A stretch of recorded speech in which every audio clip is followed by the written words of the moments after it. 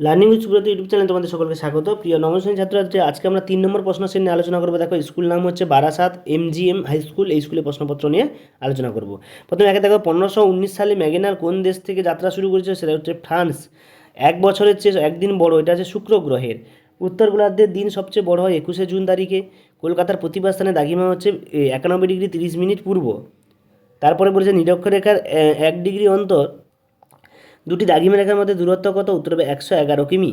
পৃথিবীর দীর্ঘতম পর্বতশ্রেণীর নাম হচ্ছে আন্দিজ পর্বতশ্রেণী।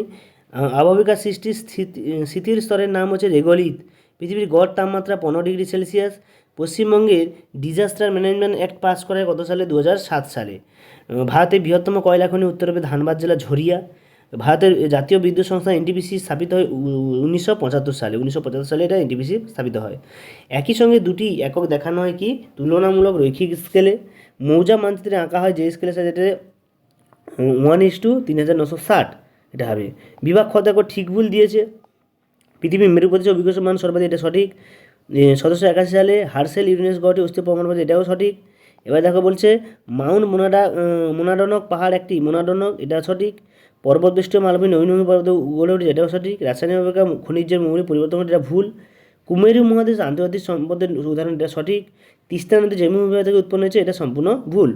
এবার দেখো ড্যাশ পূরণগুলো দিয়েছে, এক এক করে করবো আমরা। পৃথিবীর পরিমাপে এরাস্টোস্থানি জায়গা ব্যবহার করে উত্তর হবে স্টেডিয়া একক। স্টেডিয়া একক। পরস্পর বিপরীত দাগিমা রেখা দুটি যোগ করলে যে পূর্ণবৃত্ত পাওয়া যায় তাকে কী বলা হয়? মহাবৃত্ত। কৃত্রিম উপগ্রহের সাহায্যে ভূপৃষ্ঠে কোনো স্থানে অক্ষাংশ দ্রাঘিমাংশ উচ্চতা নির্ণয় পদ্ধতিকে বলা হয় জিপিএস। ঠিক আছে, জিপিএস পদ্ধতির সাহায্যে এটা নির্ণয় করা হয়। পরেরটা দেখো, ভারতে একটি আকরিক লৌহ কেন্দ্রের ড্যাশ শ্রেণী আকরিক সবচেয়ে বেশি পাওয়া যায়? উত্তর হবে কি? হেমাটাইট। হেমাটাইট আকরিকটা সবচেয়ে বেশি পাওয়া যায়। গ্রামীণ এলাকা ভূমি জরিপ করতে ড্যাশ মানচিত্র ব্যবহার করে? মৌজা মানচিত্র। ড্যাশ প্রক্রিয়ায় এ স্তর বি স্তর সঞ্চিত থাকে, এটা হবে ইলুভিয়েন্স। ঠিক আছে, ইলুভিয়েন্স। এরপর দেখো, তোমাদের ডান স্তম্ভের সঙ্গে বাম স্তম্ভের মিলন দিয়েছে, এটা আমরা করব। প্রথমে বলছে দেখো, ভারতের সর্বেক্ষণ বিভাগের সদর দপ্তর কোথায় অবস্থিত? এখানে উত্তর হবে দেরাদুনে অবস্থিত। কোথায় হবে? দেরাদুনে। সেলের সদর দপ্তর কোথায় অবস্থিত? সেলের সদর দপ্তর নতুন দিল্লিতে অবস্থিত। পশ্চিমবঙ্গের উষ্ণতম স্থানের নাম কি? পশ্চিমবঙ্গের উষ্ণতম স্থানের নাম হচ্ছে তোরাং। তোরাং হচ্ছে পশ্চিমবঙ্গের উষ্ণতম স্থান। পশ্চিমবঙ্গের শুষ্কতম স্থানের নাম কি? শুষ্কতম সুইসা। সুইসা। পৃথিবীর বৃহত্তম লিগনাইট খনির নাম? পৃথিবীর বৃহত্তম লিগনাইট খনির নাম হচ্ছে নেভেলি।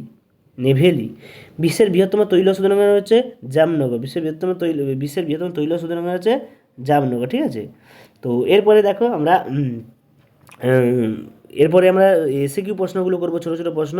প্রথমে বলেছে দেখো, এখানে একটা গণিত দিয়েছে 1 নম্বরে। 174 ডিগ্রি পশ্চিম দাগিমা ও 169 ডিগ্রি পূর্ব দাগিমা ন্যূনতম ব্যবধান কত? এটা বিয়োগ করতে হবে 360 থেকে 174, এবং যেটা বেরোবে তাকে 186 থেকে বিয়োগ করলে অ্যান্সারটা পাবো কত? না 17 ডিগ্রি। অ্যান্সার কত? 17 ডিগ্রি।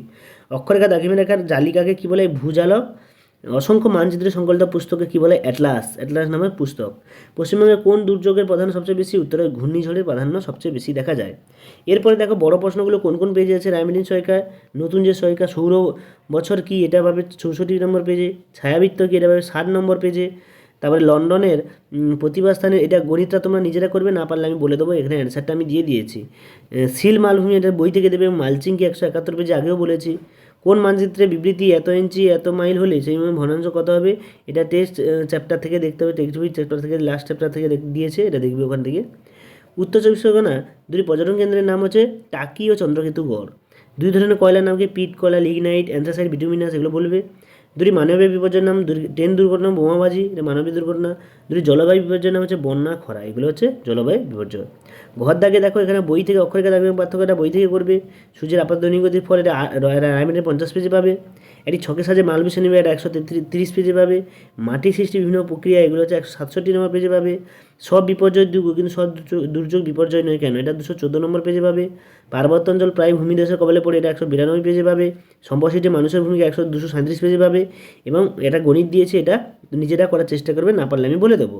এবং লং কোশ্চেন দেখো এখান থেকে দিয়েছে, লং কোশ্চেনগুলো তোমরা করার চেষ্টা করবে। লং কোশ্চেনগুলো বই থেকে দিয়েছে, পেজ নাম্বারগুলো দিয়ে দিয়েছে, দেখে নাও। তো এই ছিল টোটাল। এবং ম্যাপ পয়েন্টিং শেষে ভালো করে করবে। ম্যাপ পয়েন্টিং আমি দিয়ে দিয়েছি, দেবে 6 সেটে সমস্ত ম্যাপ পয়েন্টিংগুলো ভালো করে দিয়ে দিয়েছি, সেখান থেকে করবে। যে ম্যাপগুলো পারো না আমাকে বলবে কমেন্টে, আমি সেগুলো অবশ্যই তোমাদের করে দেবো। তো সকলকে ধন্যবাদ। দেখা আছে পরে 4 নম্বর প্রশ্ন সেট নিয়ে। সবাই ভালো থাকবে, ভালো করে পড়াশোনা করবে।